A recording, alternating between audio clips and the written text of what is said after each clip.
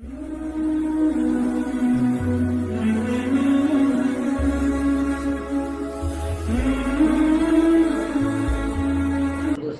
کے بادشاہوں میں مشہور و معروف ایک بادشاہ گزرے ہیں، ان کا نام ہے سلطان اورنگزیب رحمۃ اللہ علیہ۔ 57 سال تک اس بندے خدا نے حکومت کی۔ حلال و روزی کا اہتمام بہت، حکومت کا پیسہ کبھی استعمال نہیں کیا۔ قرآن مجید خود لکھتے تھے، کاپیاں بناتے تھے، اور اسے فروخت کرنے کے بعد جو قیمت پہنچتی تھی اسی کے ذریعے سے ان کا گزر بسر ہوتا ہے۔ اورنگ آباد کی طرف جاتے ہوئے راستے میں ایک جگہ آتی ہے، اس کا نام ہے خلدآباد۔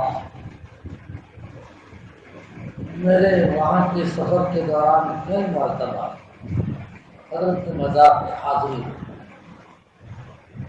بلکہ ادھر کا سفر ہو تو میں فوراً ساتھی کو کہہ دیتا ہوں خلدآباد میں قیام کریں۔ اطراف و جماعت میں ساری قبریں جو بنی ہیں ان کے شیخ کی بھی قبر پکی، لیکن زندگی بھر یہ بندے خدا متبع سنت تھا۔ وہاں سے لے کے آج تک ان کی قبر بالکل جیسا اپنے نارمل قبر ہوتی ہے اس طرح سے۔ بس کسی زمانے میں لوگوں نے احاطہ کر لیا ہے پتھروں کا، پتھروں کے ذریعے سے 4 دیوار۔ علماء کی ٹیم ان کے ساتھ رہتی تھی، 40 علماء، 40 علماء وہ بھی اس زمانے کے، دن بھر محنت کر کے مسائل تیار کریں۔ جب تہجد کے موقع پر بادشاہ وقت تہجد کی نماز سے جب فارغ ہو جاتے تب جا کر علماء کل گزشتہ کی پوری محنت پیش کرتے تھے۔ حضرت یہ مسئلہ لکھا، یہ مسئلہ، یہ مسئلہ، ہاں 40 علماء کی محنت اور بادشاہ سن رہا ہے، اور بادشاہ وقت وہ مسائل کو سنتے سنتے علماء کی غلطی نکالتے تھے۔ یہ مسئلہ ایسا نہیں، اس پہ ذرا نظر ہونی چاہیے، یہ ایسا نہیں، اس میں تو یہ ہو سکتا۔ عجیب اللہ کا بندہ، بچپن ہی سے کمالات گویا ان کے سر پر اور ان کی پیشانی پر جو چمکتے دکھائی دے رہے۔ بہادری کا یہ عالم تھا، بہادری۔ 14 سال کی عمر تھی، باپ کے خزانے میں جو ہاتھی تھا تو ایک مرتبہ گھوڑے سے ہاتھی کے قریب پہنچ گئے، بے خیالی میں ہاتھی نے سونڈ میں لیا، وہ زور سے پھینکا، سلطان کو زور سے پھینکا۔ ظاہر بات ہے سلطان اورنگزیب جن آئندہ چل کر اتنا بڑا بننے والا ہے تو وہ اسے کیسے برداشت کرے۔ اٹھے، بھلے 14 سال کی، اٹھ گئے، تلوار لیے، ہاتھی سے مقابلہ کیا، ہاتھی کی سونڈ بھی توڑی ہے، سب کچھ، یہاں تک کہ ہاتھی کو بھاگنے پر مجبور ہونا پڑا۔ بازوں میں کھٹپٹ ہو گئی۔ سلطان اورنگزیب اور دوسرا بھائی تھا دارا شکور، یہ دارا شکور اور سلطان اورنگزیب میں کھٹپٹ چلی۔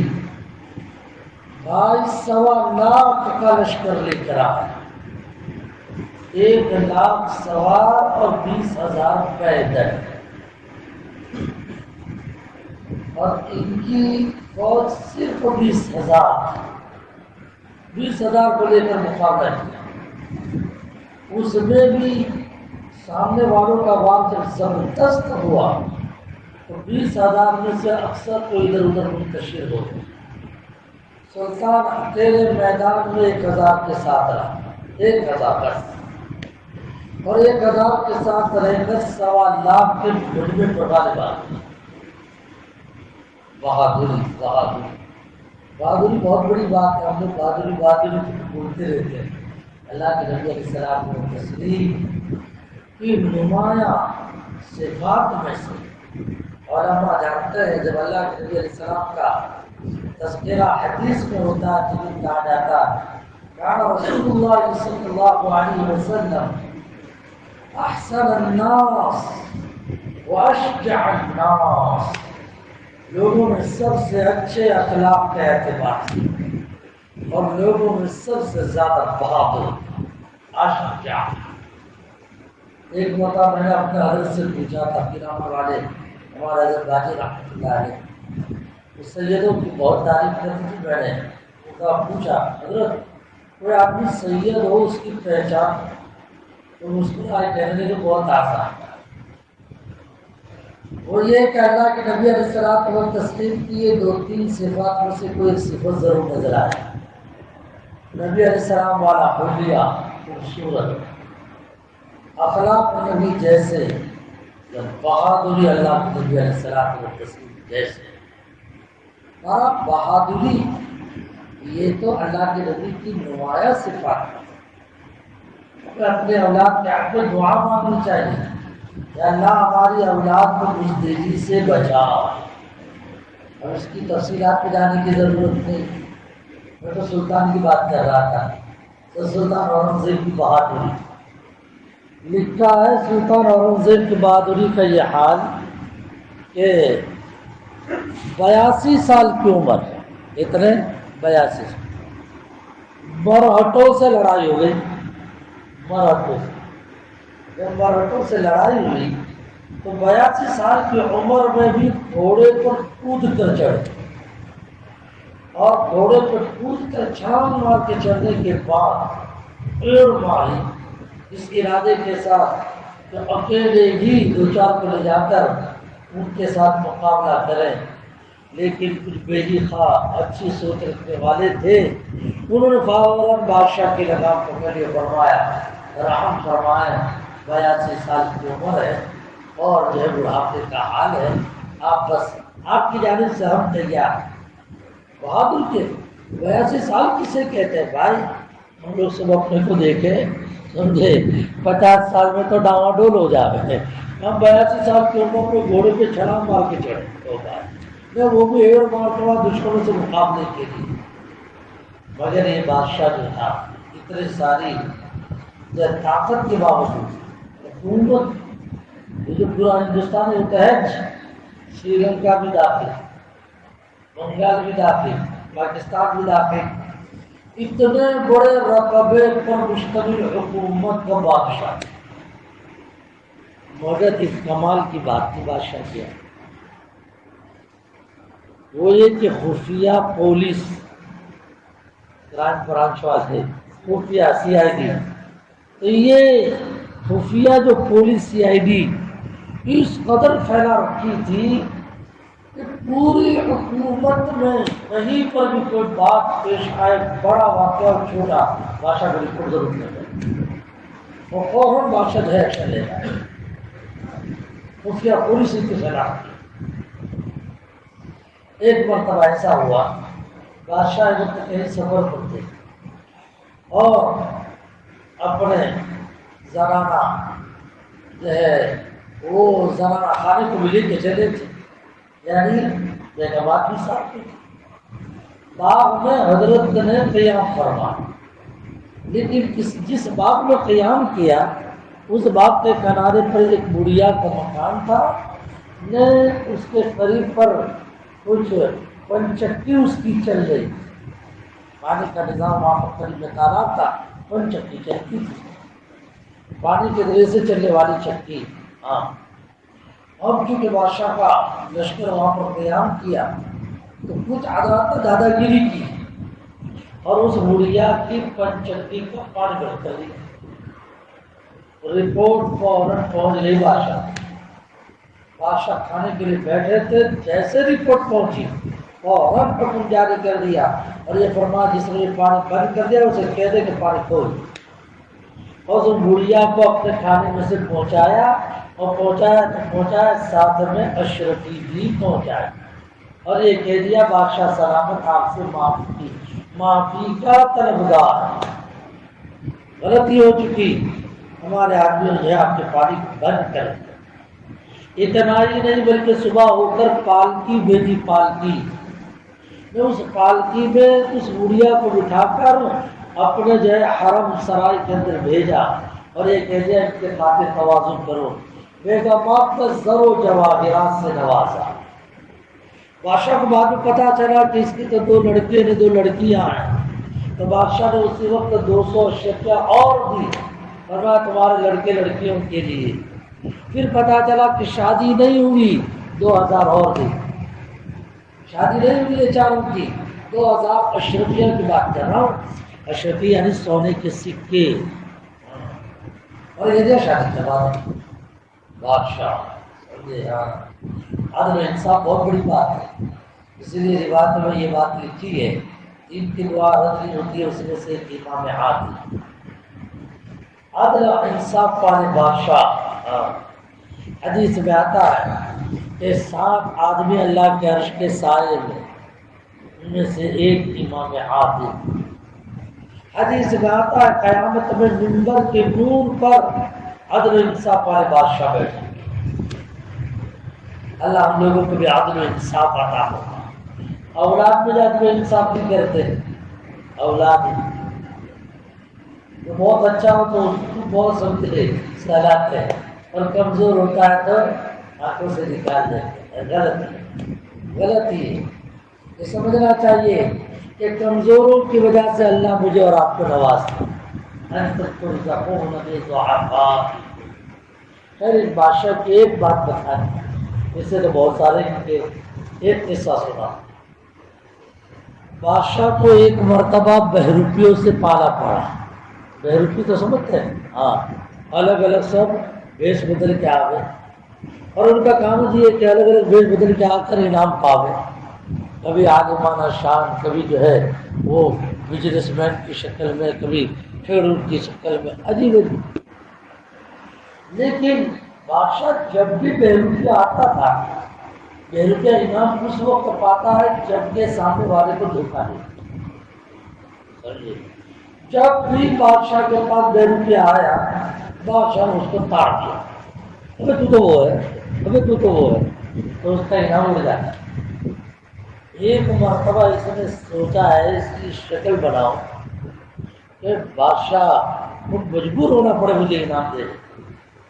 اسے معلوم تھا کہ بادشاہ کو درویشوں سے محبت بہت، اس سے فقیروں سے، زاہدوں سے، اللہ اپنے کو بھی زاہد بننے کی توفیق عطا کرے۔ زاہد کا مطلب یہ ہے کہ دنیا سے لا تعلقی رکھنے والا، کوئی تعلق نہیں، ہزاروں نہیں، کروڑوں نہیں، ملینوں ہو، پھر بھی دنیا کے ساتھ کوئی مطلب نہیں۔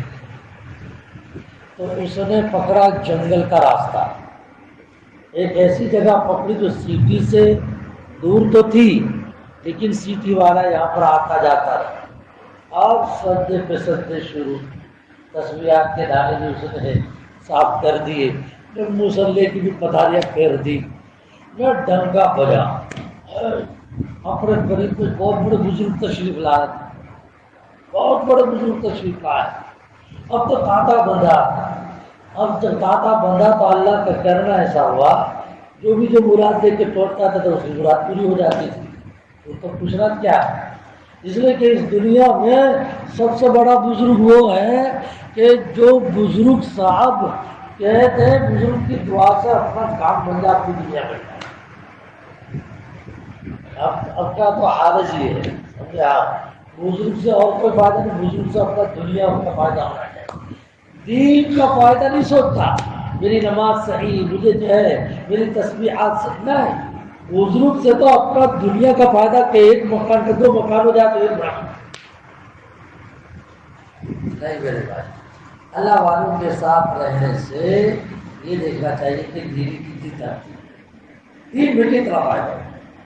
تو طریقہ یہ ہے، بادشاہ کو بھی سماچار پہنچ گئے، اور یہ کہ بادشاہ وقت اتنا بڑا بزرگ ہے کہ سارے لوگ اس کے بعد آتے جاتے ہیں، اس کے دن بھی طرف ہوئے یار اتنے بڑے کو ملنے کے لیے تو جانا چاہیے۔ ہاں، یہ یاد رکھیں، نیک بندوں کے پاس خود جانا چاہیے، نیک بندوں کے پاس۔ چنانچہ بادشاہ پہنچا لشکر کے ساتھ، اور کسی طرح سے بیٹوں کو پتہ چل گیا آج بادشاہ کی سواری آنے والی۔ اس نے بھی ناٹک یہ تو کیا تھا، بیروں کا پتہ سارا، اس نے بھی برابر ناٹک کیا تو سارا کھیل کھیلا، اور سب سے زیادہ اپنی بزرگی دکھلائے، جیسا پتا چلا بادشاہ کا جواب لگ گیا اور بادشاہ سلام کو دیکھا کہ حضرت کا جواب تو مشکل لہٰذا بعد میں بول کر دور بیٹھا، بعد میں بول کے دور بیٹھا، نماز سے فارغ ہونے کا انتظار کرتا رہا، جس نے بھی لگائی برابر کی۔ جب نماز سے فارغ ہوا تو دعا میں لگ گیا، دعا سے بھی فراغت تو بادشاہ بالکل سامنے آئے، با ادب ہو کر سندھی ملاقات کی اور حضرت اور جہاں پانا نے یہ نہیں پوچھا، تو بس ایک ہی منٹ میں وہ اپنے آپ کو زیادہ جو قابو نہیں پا سکا، اس نے فوراً ہی یوں کر دیا، یعنی اپنی اصلی حالت دکھلا دی، فرمایا بادشاہ سلامت لاؤ پیسے، میں جان لیا آپ نے مجھے بے وقوف پہن کر وہ تیرا بھلا ہو، سنے تو وہی نکلا اور دیا میں وہی ہوں، اب سنو اگلا جملہ۔ بادشاہ نے کہا واقعات ہے تو نے اپنی مرتبہ مجھے بالکل وہ حالت میں رکھا، لیکن اب بتا تجھے کیا چاہیے، میں تجھے وہ دیتا ہوں۔ کیا اللہ پاک نے سمجھے اس موقع پہ اس کے زبان سے نکلوایا، اس نے کہہ دیا بادشاہ سلامت کچھ نہیں چاہیے، سمجھ رہے کچھ نہیں چاہیے، میں نے جھوٹ کا یہ لباس صالحین اختیار کیا، جھوٹ کا لباس صالحین اختیار کیا، اس کا اثر میں یہ دیکھ رہا ہوں، رعیت تو رعیت، قوم تو قوم، بادشاہ سلامت کی میرے سامنے آ کر باادب بیٹھتا ہے۔ جب یہ جھوٹ اللہ کا نام لینا اور جھوٹ لباس صالحین پر یہ اثر، اگر میں حقیقی معنی میں اللہ کا نام لینا شروع کر دوں اور لباس صالحین پہننا شروع کر دوں، پھر تو کیا پوچھنا، بس یہ کہنا ہی تھا کہ اسی وقت جو ہے اس کو بستر اٹھائے اور چلے غائب۔ یہ ہے اسی واقعے کی روشنی میں بتانا چاہتا ہوں، میرے بھائی بعض مرتبہ ہم لوگوں کے پاس شیطان آتا ہے، شیطان آتے اور بڑھاتا ہے، ارے بزرگ نماز پڑھا ہے بلا تو کرا، اس میں تو یہ خامی ہے، یہ غلطی ہے، یہ ہے، ارے اللہ والے تو ایسا کرتے۔ میرے بھائی ان چیزوں کی طرف توجہ نہ دیں، جو بھی اپنے اعتبار سے عبادت کرتے ہیں اس میں لگے رہنا چاہیے، سمجھے؟ غلط کچا ہی صحیح، آج کا یہ غلط کل کو صحیح ہوگا، آج کا یہ کچا کل کا پکا ہو جائے گا، یہ نقل انشاءاللہ اصل سے بدل جائے گا، سمجھے؟ حدیث میں آتا ہے تشبہ بقوم یار بار مطلب ہم لوگ عبادت کرتے تھے تو وساوس بہت آئے، وساوس ایسا ایسا ایسا، اس لیے ارے کچھ بھی ہو جائے نقل مارا، اس نقل سے اللہ پاک مجھے اثر اور اللہ سے دعا بھی کر دے، اللہ تیرے نیک بندے جیسی عبادت عطا ہو۔ آپ لوگوں نے سنا ہوگا میرا ایک جملہ جو 4-5 دعاؤں میں نے یہ جملہ کہا، اے اللہ تیرے نیک بندے تیرے نیک بندیوں نے جس طرح سے رمضان گزارا ہے، اللہ ایسا رمضان گزارنے کی توفیق ہمیں عطا فرما۔ نیک بندے بندیوں نے جیسا رمضان گزارا ایسا رمضان گزارنے کی توفیق ہمیں دعا مانگتا ہے، اللہ صالحین میں شامل فرما، عابدین میں شامل فرما، متقیوں میں شامل فرما۔ بولنا چاہیے، بولتے رہو گے اللہ پاک کی حقیقت عطا فرما دیں گے، اللہ پاک عمل کی توفیق مجھے بھی نصیب فرما، آمین۔